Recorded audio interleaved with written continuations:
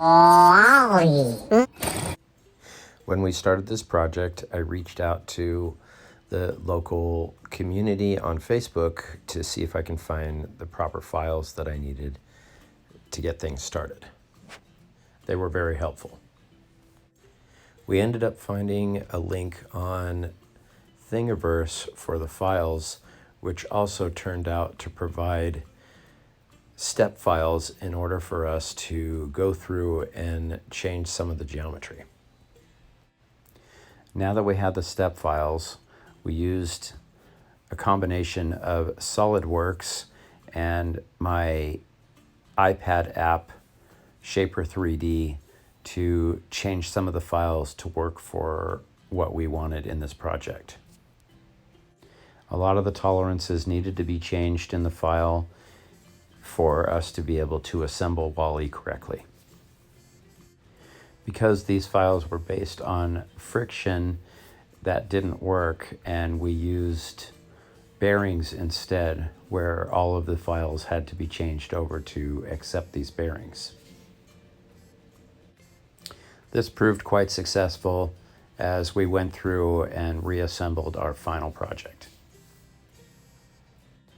We did not have time to fix the tracks on this model. We would have changed the linkage so that they locked into place instead of just sat in place. Hopefully this exploded view will give you a better understanding of all of the parts that went into building this project. These are some of the diagrams and instructions that we found through the Thingiverse file that we used as a base to start our coding process. Once we got everything together and 3D printed, we were able to start assembling Wall-E and work out the details of movement. We used the Raspberry Pi and motor drivers to control the movement of the head, along with 7 Metal Gear 180-degree servo motors. This, along with the 2 DC motors for his tracks, gave Wall-E some great movement and fun expression.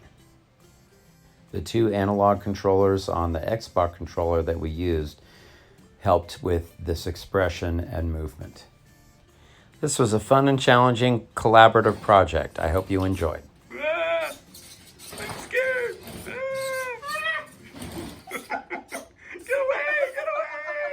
Wall-E. You are now free to move about the cabin.